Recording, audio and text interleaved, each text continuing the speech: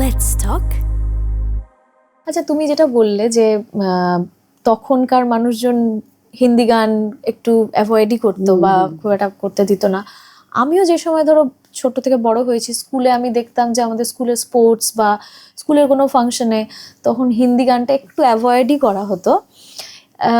এখন আবার যেটা হয়, আমি নিজে পারফর্ম করতে গিয়ে বুঝি যে বাংলা গানের থেকে হিন্দি গানটা লোকজন বেশি প্রেফার করছে, এবং বাংলা গান হলে বরং অনেক সময় উঠে চলে যায়, হিন্দি গানটা বেশি প্রেফার করে। তো এই যে চেঞ্জটা, এটা কি তুমি নিজের অনুষ্ঠানে দেখতে পাও, নাকি তোমার একটা সেট অফ অডিয়েন্স আছে যারা?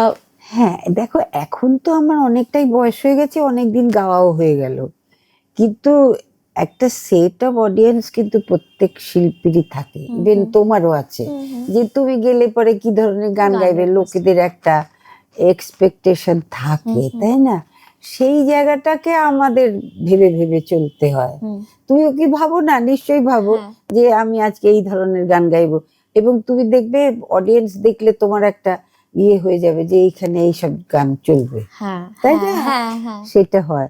সেই সময় ধরো অনেক সময় অনিচ্ছা সত্ত্বেও কিছু গান গেয়ে দিতে হয়, যারা শুনতে এসছে তাদের খুশি করাটাও তো আমাদের একটা ডিউটি, তাই না?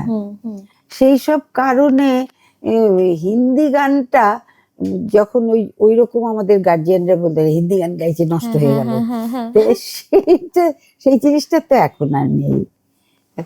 এখন বরং আমার বাবাই তো বলতেন যে মেরা সায়া, ওই গানটা দেখলি মা কিরকম করে লাগাচ্ছে, ওই জায়গাটা তোর হচ্ছে না, আমি শোনাতাম বাবাকে মাঝে মাঝে। তো হিন্দি গান যে, তারপরে আমার একটা অভিজ্ঞতা বলি, আমি তখন সবে এতো কান্না নয় রেকর্ড বেরিয়েছে, আমার তো একটাই গান, তখন বাকি প্রতিমাদির গান, আর বিশেষ করে আমি বেছে বেছে হেমন্ত মুখোপাধ্যায়ের সুরে লতা মঙ্গেশকরের গাওয়া গান, যদিও রজনী পোহালো তবু, তারপরে যে অদ্বিতীয়া ছবিটা চলেনি, সবগুলো গান হিট ছিল। ওই যে যাবার বেলায়, এটা এইসব গানগুলো আমি বেছে বেছে গাইতাম, জানো, যে হেমন্ত দাস সুরে লতা মঙ্গেশকরের গাওয়া গান। তারপরে হিন্দি গানেরও মানে যেসব গানের মধ্যে একটু মাল মশলা আছে, সেই গানগুলো বেছে বেছে গাইতে আমার ভালো লাগতো, যে ওই জায়গাটা ঠিক পারফেক্ট, সেই সব। আর একবার কি হয়েছে, ফাংশনটা জমছে না, বুঝলি, বাংলা গান গাইছি, তারপরে আমার সঙ্গে পানু বলে একজন বাজাতো, পানু খান, ও হচ্ছে আলী আহমদ খান সাহেবের ছেলে, মানে লতায় পাতায় আলী আকবর খান সাহেবের মামাতো পিসতো ভাই, ওরা কি বাজাতো তবলা রে, তবলায় গান গেয়ে দিত। পানু আর চুনু দুই ভাই ছিল। তখন আমি ওকে চোখ ইশারা করছি, আমি ছোটবেলা থেকে একটু পাকা ছিলাম, জমছে না গানগুলো, কিরকম মেরা মেরা হয়ে যাচ্ছে, এই নীলগনে ধর এই নীলগন মারলো একটা চাঁটা, ফাংশন জমে গেল, বুঝলে। এইসব আমি ছোটবেলায় খুব করেছি। এই যে অডিয়েন্সকে বোঝা যে তারা কি চাইছে, মানে আমিও গেয়ে যাচ্ছি, তারা এরকম করে বসে শুনছে, ওইসব আমার ভালো লাগে না। বেশ দুইজনের মধ্যে একটা যে ইন্টারাকশন হবে, তবে না আমি গাইছি, ওদের ভালো লাগছে, ওরা যা বলছে আমার ভালো লাগছে।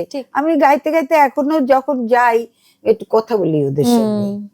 আমরা গেলাম, যে অনেক আর্টিস্টরা তখন ছিল, যেন গান পরের পর গান গেয়ে যাচ্ছে, লোকেরা হাততালি দিচ্ছে, বাবা বলতেন উৎপলার আর একখানা হোক।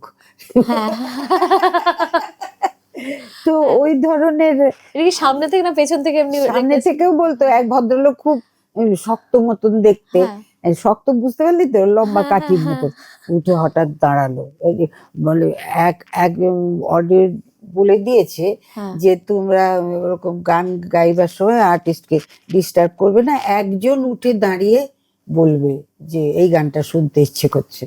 তা উৎপলা দি গাইছিলেন, ভদ্রলোক উঠে সোজা দাঁড়ালেন, উৎপলার আর একখানা হোক বলে বসে পড়লেন। এইরকম দেখেছি, ফেস করেছি। ধনঞ্জয় ভট্টাচার্য একটা ফাংশনে গাইছেন, বুঝলে, উনিও তো ভীষণ রাশভারী গম্ভীর ভাব ছিল, তো উনি গান গাইছেন, হঠাৎ একটা ঠেলাওয়ালা, তখনকার দিনে আইসক্রিম বিক্রি করতো, যে ওই একটা ঢুকে পড়েছে রাস্তার মধ্যে, প্যান্ডেল করে প্রোগ্রাম হচ্ছে, সেই লোকটাকে না মেরে তাড়িয়ে দিল অডিয়েন্সরা কি না গান শুনতে ডিস্টার্ব হবে ওরা, ও বাবা, সেই জন্য মেরে তাড়িয়ে দিল, এইরকমও না, দেখেছি। এরকম হ্যাঁ, এক্সপিরিয়েন্স হয়েছে। আর ধনঞ্জয় ভট্টাচার্য তো খুব গম্ভীর মানুষ ছিলেন। হ্যাঁ। কি হচ্ছে ভাই বললেই সব কাঁপাকাঁপি শুরু হয়ে যেত।